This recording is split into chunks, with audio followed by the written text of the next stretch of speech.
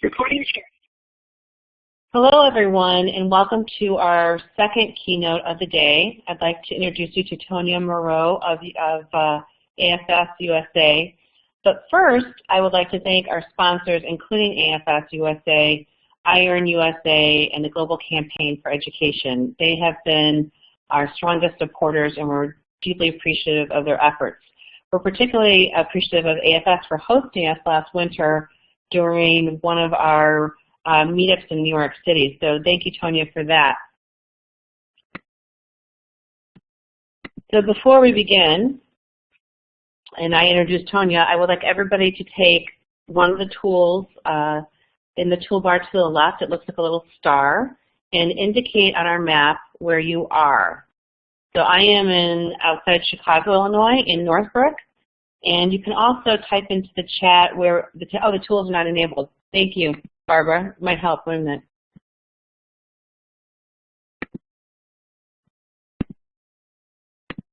There we go. We've got the whiteboard going. And you can use the little star tool to the left of the whiteboard to indicate where you're from. Wow, we've got somebody up in Canada, India. You can tell us where you are in Nepal, Israel. Tell us where you are in the chat and what the weather's like where you are, perhaps. It's getting late in Nepal. It's freezing here in Chicago, too.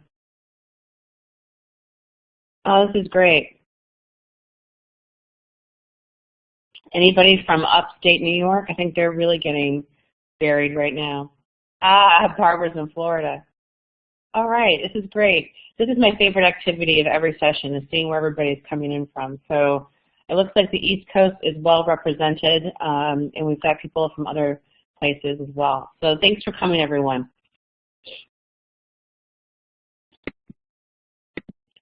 So let me introduce to you our keynote speaker. Tonya Muro is the Director of School Outreach and Educational Partnerships for AFS-USA. As their Director of School Outreach and Educational Partnerships, Dr. Muro works to establish AFS-USA, an intercultural learning organization, as a thought leader in international education, global competency, and 21st century educational skills. Tonya cultivates partnerships with like-minded organizations and develops relevant intercultural learning experiences for secondary school educators in their classrooms. Prior to joining AFS-USA, Tonya was the program director at Global Nomads Group, an NGO that fosters dialogue and understanding amongst the world's youth. Tonya holds an EDD and MA in International Education Development from Columbia University's Teachers College, where she was a U.S. Fulbright Scholar in Tanzania. She received her BA in Primary Education in Spanish from the University of Massachusetts in Amherst. However, her most important achievement is being a mother of twin daughters to whom her efforts to advance global citizenship are dedicated. You can find out more about her work at afsusa.org/educators. And Tonya, I have to say that I agree with my work is also dedicated towards my kids and a better world for them, and hopefully my own children will also partake in the world too. So I totally agree with your dedication. Without further ado, I'm going to hand it over to you, and thank you so much for being with us today. Tonya, I don't think your audio is on. You have to click the talk button and start over. Oh my goodness. Oh, right. You would think that I would be a pro at this by now, having worked at a virtual exchange organization for 4 years. That was the funniest thing ever. So the good part about myself is that I'm always myself, good, bad, and indifferent and bumbling. So welcome, welcome. I am so thrilled to be with all of you this afternoon, this morning, wherever you are in the world. You can see behind me that I was trying to show the New York City skyline. I'm actually in an office with a really beautiful glass building behind me. But I'm so thrilled to join all of you, and I want to thank Steve and Lucy and crew for putting on this amazing conference for the 5th year in a row. I think it's such a labor of love, and the numbers of participants seem to be growing, and a lot of teachers have joined us, and I think that's really, really important. So really, really thrilled that you're all here, and I'm going to continue with my remarks. So here we go. The title of my presentation is 100 Years, 100 Countries, AFS's Intercultural Learning with Educators as a Pathway to Peace. And the reason why this title is befitting is because we've been around for 100 years. We're celebrating the centennial of the American Field Service, which I will briefly describe later. The purpose of my talk, however, is not to completely outline what AFS is. It's more to talk about how we work with teachers. But later on, I'll just give you a little background about the work we do because you might be interested, for those of you who've never heard of AFS before. I hope this is an interactive keynote because I am a teacher, so I will try my best to include everyone in the best way that I can with this webinar format. So our outline begins with introductions. Then what is intercultural learning? Because intercultural learning is very aligned with global education and global learning, but there are some differences as well. They're very synonymous, but they're not the same. And also how intercultural learning and global competency really are a necessity and a need in today's world. Then we look to AFS-USA as a case study in intercultural learning, and then how we've worked with educators in schools both in the U.S. and abroad, because this is a global conference. It's not just a U.S.-based conference, as we know. And then the educator resources that we provide to teachers and to students, and how AFS has changed over the years because we're trying to be more innovative and more inclusive of teachers in the classroom as our champions. And then also I'm involved on behalf of AFS-USA as part of the Global Competency Certification Program. I thought that would be important to talk about as well. And hopefully we'll have time for Q&A because I'm not going to be talking that long. So just a bit more about me. I am the Director of School Outreach and Educational Partnerships at AFS-USA. And AFS-USA is an intercultural learning organization. I will tell you more about that briefly in a bit. I also represent the Global Education Coalition of New York City. And it's an amazing coalition of over 20 partner organizations that work to promote global learning in New York and beyond. And thank you. Those are my twin daughters to whom this talk is dedicated. They are 4-year-old twins, Penny and Abby, and they are the light of my life, and they really inspire me because I know that, thank you for saying they're cute, David and Lucy, that you know, it's hard trying to balance everything as a working parent. And so when you look at children and you think that they are the future, don't mean to be cheesy, but they are. And I did a gap year on the left when I was 18 in Costa Rica, and it really set my course in life, which is why I'm including the photo there. And then I'd like to think that I haven't changed that much since I was 18, though, just a few years. And then on the right is our staff. We have a really intrepid staff of folks who are really dedicated to global learning, and we were at the Asia Society Partnership for Global Learning Conference, and that's our staff. So yeah, I did my gap year in the late 80s in Latin America, and then I've been able to travel and work in over 30 countries with the international education work in educational development. So we don't have time for everyone, but for those who joined us late who didn't get to do the lovely map, maybe just type in, for some of you, you can type in where you're from if you just joined us and what kind of work you do. I don't have time to take a poll, but I wanted to just see what kinds of work the people in the room, in the virtual room are, oh good, so we've got someone from Tenafly. And yeah, if you could just write them on the chat box as I continue on with my talk, at least I can shout out. Ooh, AFS Paraguay, bienvenidos. EFL is an amazing organization. Ooh, we've got Michigan Director of Technology. Wow, I'm really excited to see your responses. Maybe you can just keep writing them on the side and I'll give you shout outs. Excellent, DC, student, tech instructor, wonderful. I know Dan, he's a friend. So pre-K to 20, excellent. Ooh, Ukraine. Welcome, welcome everyone. Solia, they're awesome. They're a partner. We used to work with them at my old job. Excellent. There's lots of great folks who probably are much more qualified than I am to talk about this work, so hopefully we can share together. So I thought this was really cool to start the jumpstart the talk on intercultural learning for those of you who don't use that terminology a lot. I'd like for you to answer the question on the next slide. The poll feature, Steve and Lucy, it looks like when I was trying to understand it says yes or no. So there's not really an A, B, C, D feature. So maybe we'll just try our best to figure this out. Answer the question on the next slide. Where am I from? Is the iPhone 6 from the US, China, South Korea, or Thailand? Maybe just write in the chat box, for those of you who are inclined to do that, what you think, where you think the iPhone 6 is from. Someone said all of them, someone said all of the above. Cupertino, China, built in China. All right, so I got some good interactions here. It's actually from 43 countries. So A, B, C, D, E, F, G, H, I, the whole alphabet. Oh, thanks, Lucy. It took 707 business partners in 43 countries across 4 continents and 21 time zones to manufacture, program, and assemble this lovely phone. Here we are. So, and I do have the iPhone 5. I don't have the iPhone 6. But I think everyone gets the point that we are really a globalized world, and it's staggering to think about how many people work together to make this happen. And when you talk about this with students, they're like, what? So anyway, I thought it was important to start the intercultural learning conversation to look at that. I also want to just hear again from the audience. Again, we don't have time for everyone, but maybe a few of you can write in the chat box your first intercultural experience. For me, it was when I learned my first words in Spanish at the age of 5. I'm half Mexican. Arroz con pollo. My grandparents were Mexican, so we used to eat it every time we visited them. I loved rolling my R's, and I still do, because not every Mexican can.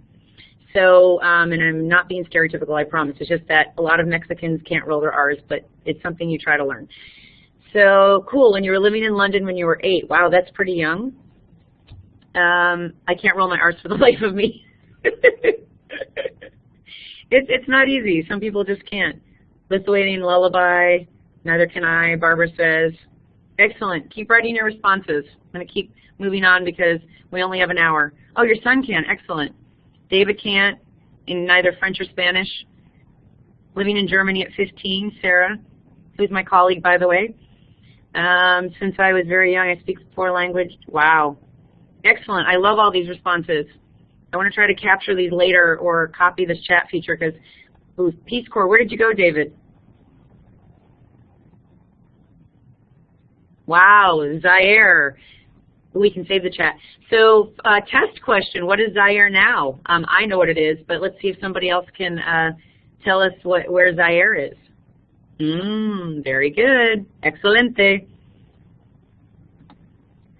Okay, here's some definitions about intercultural learning. Intercultural learning, this is what we use in our work at AFS. It's an area of research, study, and application of knowledge about different cultures, their differences and similarities. On the one hand, it includes a theoretical and academic approach. On the other hand, it compromises practical applications such as learning to negotiate with people from different cultures, living with people from different cultures, living in a different culture, and the prospect of peace between different cultures. So you can see how this is like global learning and global competency, but it's a little different.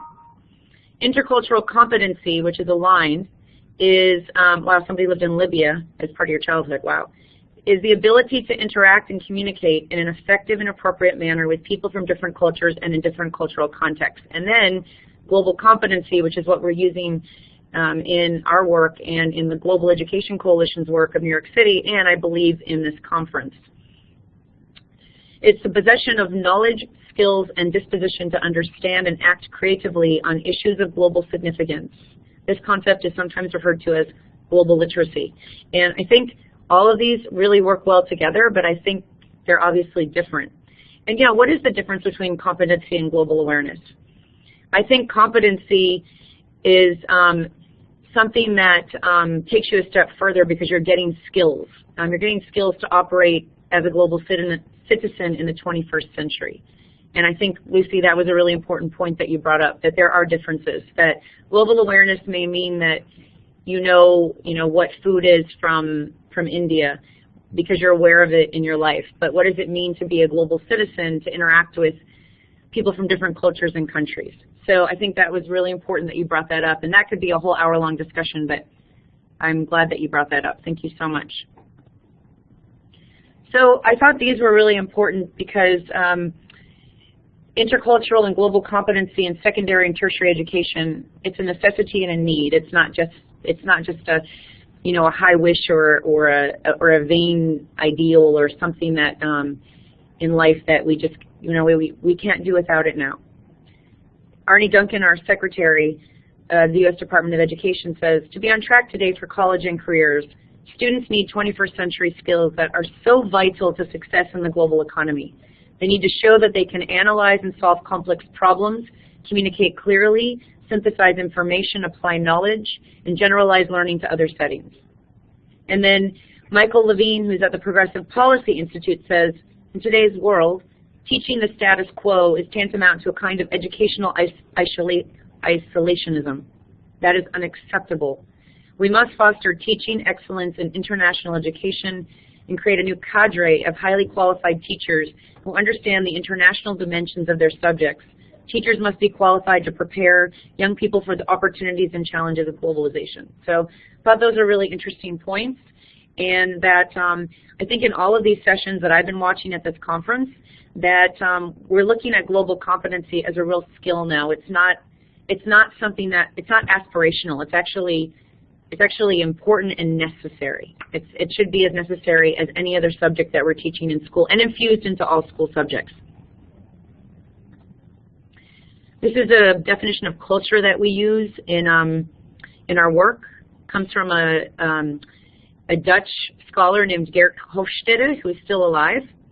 Culture is the collective programming of the mind, which distinguishes the members of one human group from another, and that our beliefs shape our values, attitudes, and behaviors. We also, all of us, see our world through a lens of perception, that the inputs that we receive, we filter them through our own experiences, our own culture, experience, stereotypes, history, education, etc. And that's where things like misunderstandings, assumptions, judgments, and reactions, both good and bad, occur.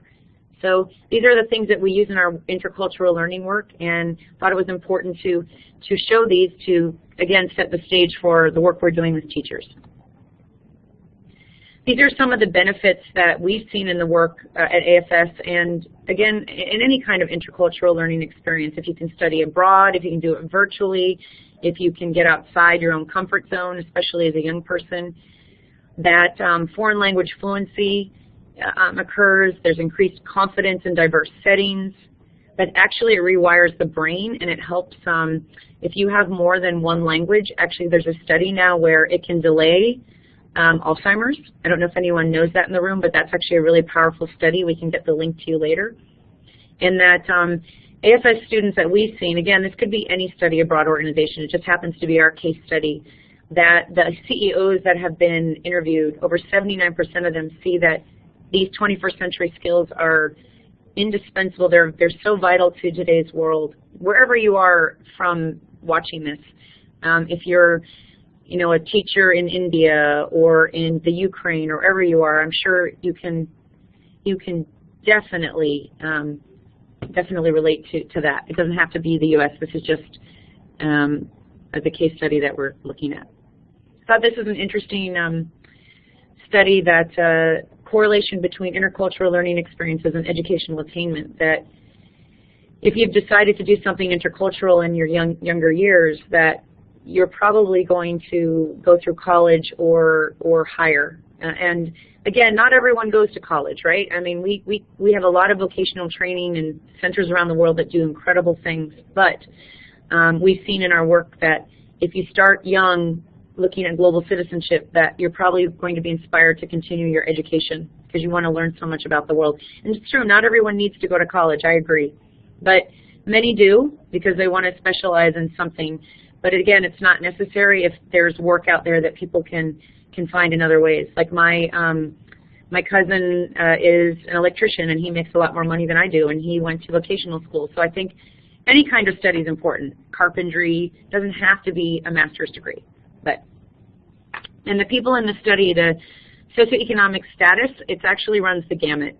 We have students from all different backgrounds that come into our programs on scholarships. Actually, AFS used to be fully scholarship programs, so students came from everywhere.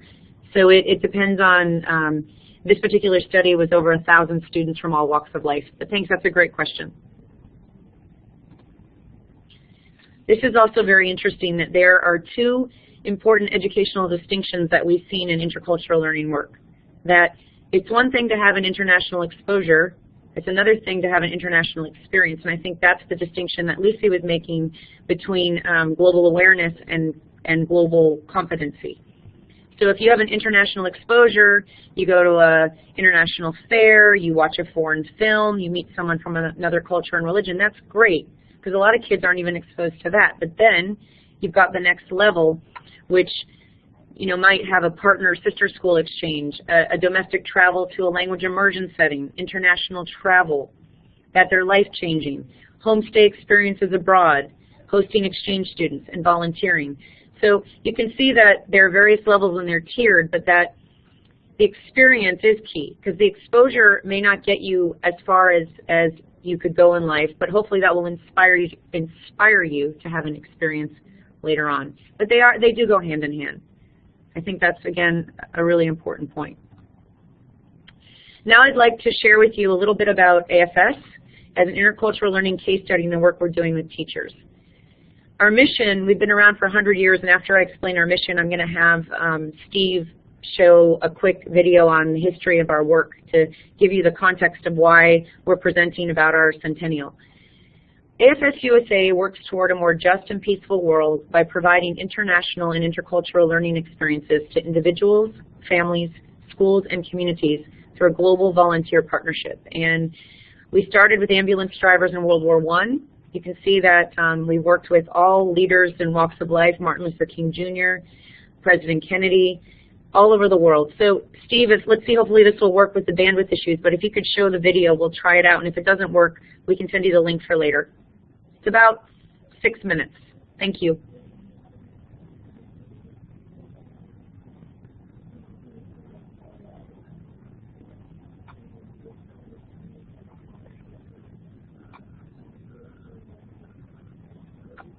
Oh, sorry, it's the other one, Steve.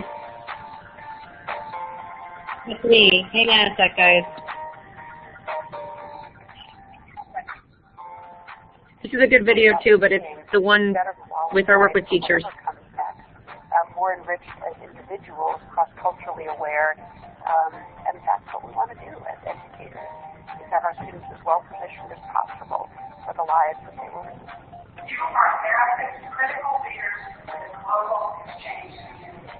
You ensure a positive exchange experience by identifying host families in schools and by providing cross-cultural Yeah, I'm sorry, guys. You might want to mute for a second, Tonya. I can hear it in your background, and I'll put the right one up. I don't want the outreach one, right? I want the other one.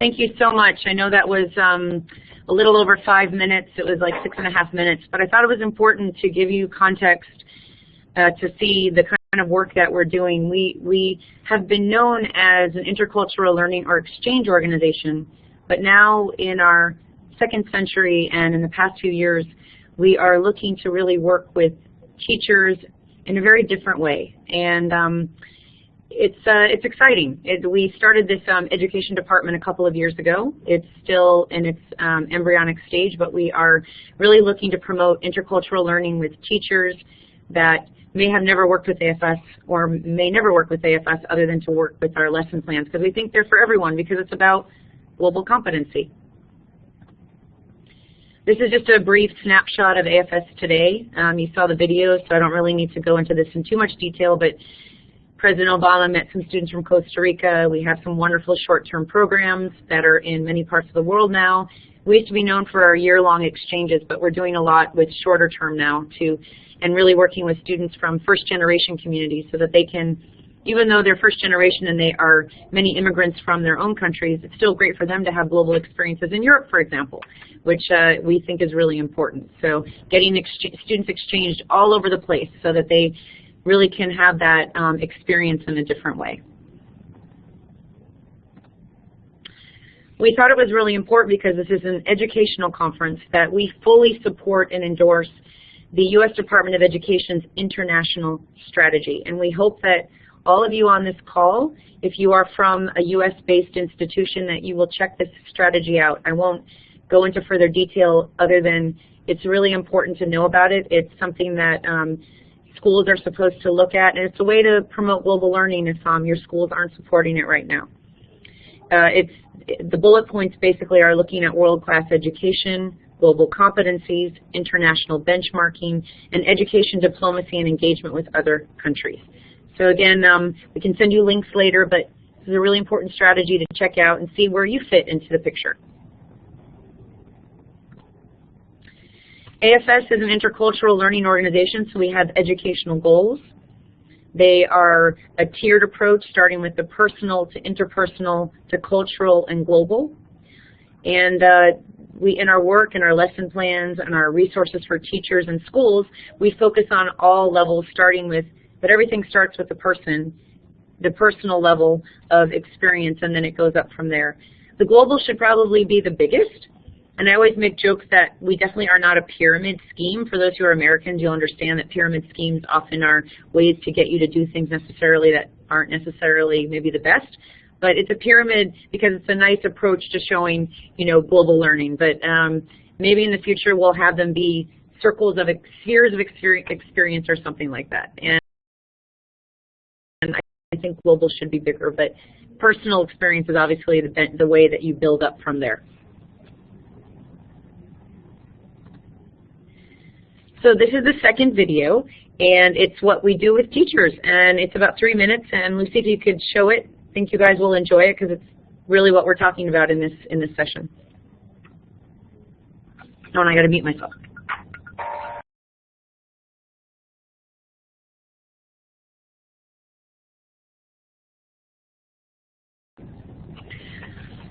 So that was a snapshot of what we've been doing with educators for the past few years. Again, we are a new department, so this really is a case study. But these are some of the exciting things that we're offering to teachers. One of the things that we've been doing is field testing intercultural learning as an essential component towards global competency. So we've been working with teacher training colleges, and in the past few years we've done workshops in conjunction with our wonderful colleagues as part of the Global Education Coalition of New York City.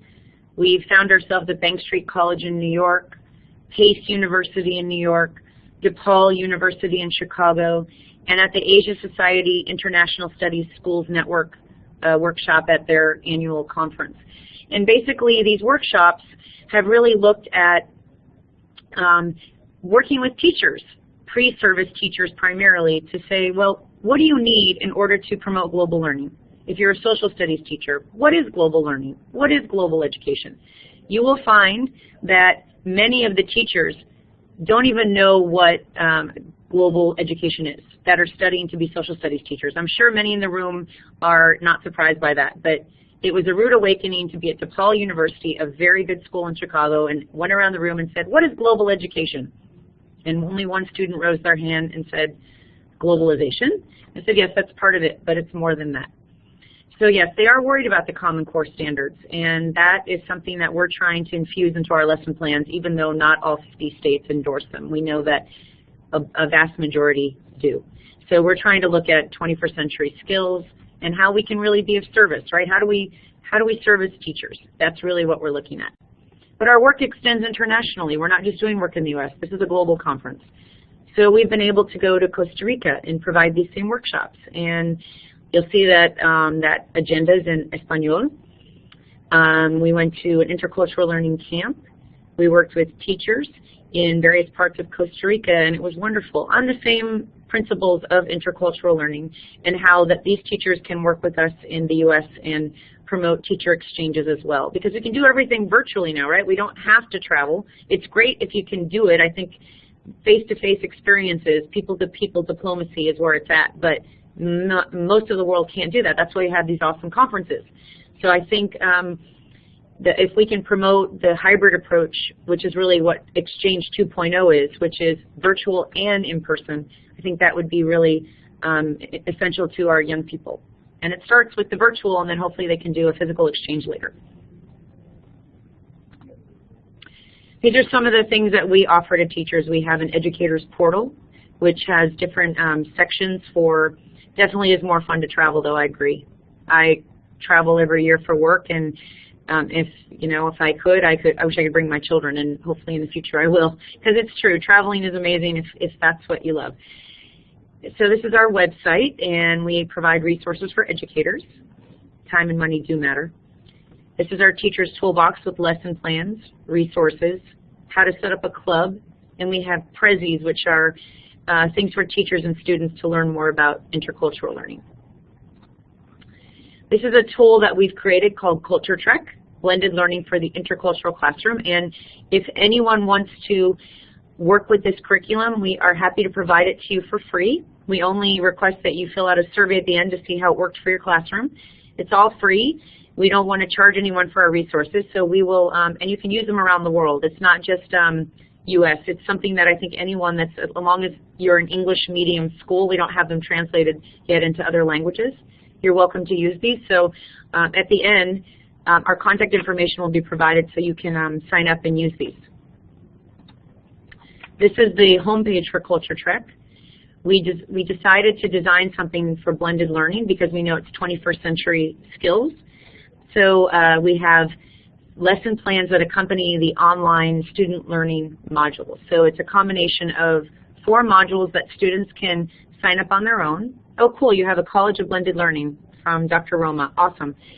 And then how it's relevant for schools is that it's designed for study abroad students who go outbound, but it's for any student, because we've decided at AFS, and I think all of you would agree, I'm preaching to the choir, is that any student is on a cultural trek every day of their lives. So you don't have to even leave the classroom. If you can, great. But the competencies instilled in these modules will help any student realize that they're going to have an intercultural experience based on the learning, and then maybe that will inspire them later on. And thank you, David, for providing the link. This is one of the lessons that comes from Culture Trek on comparing cultures. It says this lesson plan is designed to complement the 3rd student module called Comparing Cultures. It will help students gain a deeper understanding of the 5 elements of culture adapted by Dr. Milton Bennett: language use and perception, nonverbal behavior, communication styles, patterns of thinking, and values and behaviors. By connecting the important terms from the elements and linking them to text, students will write a reflection on how the 5 elements of culture affect their lives. So there's learning objectives, time allotted, and then materials. We've taken each of these elements of culture and added quotes from famous people, and then the students can look, because it's really fun. Young people always like to say, okay, who is famous out there? What are they talking about? So we've included Shakespeare because that incorporates Common Core. For those in the U.S. who are on this chat, the Common Core is something that the U.S. is dealing with, and we have to use primary sources. And so anytime you can use plays or poems, poetry, things like that. So this is just a sample so you can see if you were to use our resources, how it would work with your classroom. We also have some travel opportunities for U.S. high school students. We have this awesome essay contest. I'm sorry for those who are international on the call can't participate, but the exciting part is for those of you who work with U.S. high school students, we have an essay contest in honor of the 100th anniversary where it's called Project Change. And if you are between the ages basically of 14 to 18, you can log on and put in a project area and come up with an idea for global change, and then you can implement it in one of the many countries that's represented on this call. We have, I think, about 11 to 14 countries where we're producing these opportunities, and students are writing about educational issues, hunger issues, sustainability issues, human rights issues. And some students have actually submitted video entries. So we're very excited that this is something that we could do, and then the student wins a free trip to implement their global issue next summer. So for any of you on the call that work with U.S. students, please let them know about Project Change. We'd love to get a lot more entries, and the winning student, will be able to go and implement their idea. So we're very excited. We've had some very inspiring entries to date. Another program we have for U.S. educators and their students is called Global Prep. And it's, again, a summer program where in 2 weeks, a lot of it's STEM focused. For those who don't know what STEM means, if you're not a U.S. educator, it stands for science, technology, engineering, and math. And we're looking at programs where we can implement study abroad and curriculum that will help students understand the world in different countries. For example, in Kenya, let's look at windmill technology, and we have partners all over the world, so AFS Kenya can help us implement this program with AFS-USA. So that's the exciting part about our work, is that we partner all over the world. And thank you for supplying that link, and thank you for putting in what STEM is, David. I appreciate you guys helping me out here. This is an intercultural learning cycle that we have seen that is working at AFS. Again, it's a case study. There are many organizations out there that do incredible work. We're just offering our work as a service to you. That if you can begin with intercultural learning resources for the classroom, like Culture Trek or Teach UNICEF. My friend on the call, Dan, has great lesson plans. There are so many resources on this conference. I'm sure you'll find at least 50 different ways to do lesson planning with your classroom. Any intercultural learning resources for the classroom to start your students out. Then maybe you can go on an international travel program with your students. With AFS, if you can't do it with AFS, design your own. Then come back and then see how you've learned, what your students have learned. And so it's a cyclical effect that keeps going. And we believe that these three components are incredibly important. Also, in number 2, if you can connect with a classroom internationally and you can't go on an actual physical exchange, that's okay too, because it can start there. Maybe then your class can meet them in person later on if you can figure out a way to travel. But we think incorporating global issues in the classroom, again, is essential. It's a necessity now. This is what one of our teachers has said about working with us, and I always like to include what teachers think. These students need to fundraise. We have a combination of many scholarship programs. Some students do need to fundraise, but not all of them, and we are trying to get more and more things funded. For our short-term programs, some of those are funded, but some of them are fundraising, so it's a combination. I wish we had everything scholarship-based, but it's not a reality for the organization now. This is what one of our teachers has said, that AFS is truly a transformative experience. In order for American students to become globally aware and globally competitive, I would also say competent, but this was her words. I can't change her words. They need to leave their comfort zone and expand their horizons. I tell students that taking advantage of the experiences and opportunities AFS offers will be life-changing. I encourage them to take the plunge. And that's Milena Dugo from Poway High School in California. And so I wanted to end to let you know it's increasingly important for American students to go outside the USA, in my humble opinion. Thank you, David. I mean, I think if every student can, that'd be great. I know it's not a reality for everyone, but for a lot of students, I think we'd love to see more students getting outside of the U.S. Than ever before, and we hope that even if they go for a couple of weeks. Thank you. Even to Canada and Mexico, exactly. I did that when I was 12, and it changed my life too. This is an important program if you are teachers in this talk. The Global Competency Certification Program is a partnership between Teachers College, World Savvy, and Asia Society, and it's for teachers that are in the classroom that are trying to figure out how to promote global issues in their curriculum. And I'm honored to say that on behalf of AFS-USA, I'll be teaching one of the courses. It's online, and you can find out more by Googling it. But it's a landmark. It's actually a first of its kind certificate program where you as a teacher will get an actual certificate to be able to promote more global issues and have a lot more knowledge base to infuse these in the classroom. So I encourage you to check it out. A lot of the organizations that are involved in, for example, the Global Education Coalition and beyond, and different professors. The professors are actually a combination of teachers in the classroom and university professors and practitioners like myself. So it's a really nice mixture of teachers. And there's field work abroad, which is also really exciting. So if you have time in your schedule and you're a teacher, I highly recommend that you definitely look into this. I really love this quote. I know we have 10 minutes left. I'll have some time for a few questions. We've worked closely with Oscar Arias Sanchez, who is the former president of Costa Rica and a Nobel Peace Prize winner. He just spoke at an incredible UNESCO symposium that was put on by my colleagues at AFS International, and it was really powerful in honor of our centenary. And he basically has said that intercultural learning is a pathway to peace, that peace is a never-ending process. It cannot ignore our differences or overlook our common interests. It requires us to work and live together. I believe that the most effective strategies for developing global citizens will address and involve teachers on a fundamental level. AFS plays a key role here, bringing teachers as well as students across borders so they can broaden their perspectives.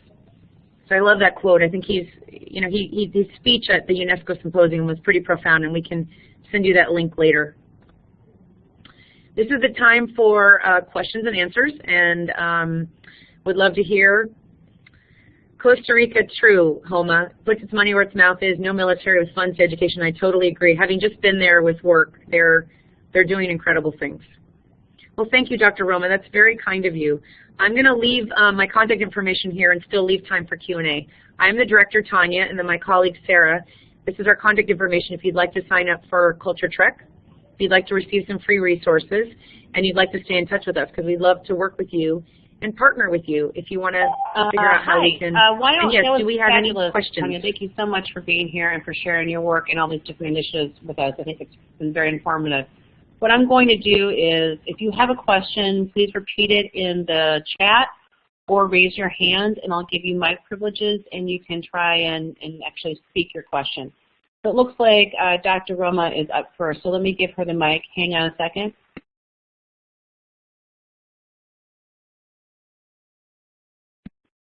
You can use the microphone, Dr. Roma. Click the talk button. Hello. Hello, everyone. And I would like to congratulate for such a wonderful presentation. It has been a real pleasure to come to know about intercultural learning, which is very important in the present age, and especially establishing peace. I would just like to get associated with this project and working, as we are also having our College of Blended Learning for the first time, with the objective of connecting teacher educators, trainees, researchers from the field of teacher education, so that teachers could come together and can establish intercultural learning related to the various subjects, countries, and so many things, whatever we have in teacher education.